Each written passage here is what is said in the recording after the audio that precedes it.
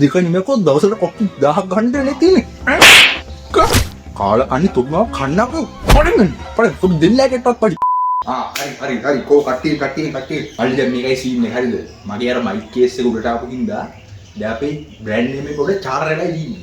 දැන් මේක පොඩ්ඩක් අප් කරලා ගන්න ඒ කතාව අමතක කරන්න අපි පොඩි වෙනම රංගනයක් මෙතන දෙන්න ඕනේ. හරිද? දැන් කට්ටිය මෙතන කැමරා එක හයි කරලා දිනව පේනවනේ. අය බොරුවට හයි කරලා දින. හරිද? ඉතින් ඔක්කොම වීඩියෝ වෙනවා.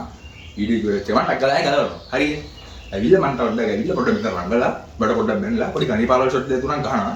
ගහලා වීඩියෝ කරලා අපි එවෙලම ටැග් කරලා Facebook දාලා පොඩි බූස්ට් පාරක් ගන්නවා. හරිද? එතනින් පස්සේ අපි අර මයික් අල්ල කරලා ඔක්කොම නැතිලා යනවා. හරිද? මේ වීඩියෝ දැම්මම පස්සේ මේක තමයි ලංකාවේ හොට් මොන පිට එක වෙන්නේ. තේරුණානේ? හරි.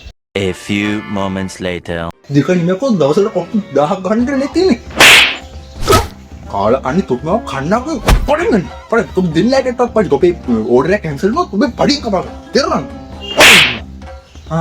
මොකද මෙතන මේ කැරක්ටර් එක මෙතන ඉන්නේ? අකෝ මෙතන නේ. අපරෙන් තිබුණු. අරය. ගෑස් එක උනේ. යහෝ ගෑස් එක උනේ කියලා මට දෙන්නේ. කතා කරන්න ගෙන්නරයි. අර කන්නේ ඔබ මන්නගෙන ඉන්න හැමදේම කරන්නේ.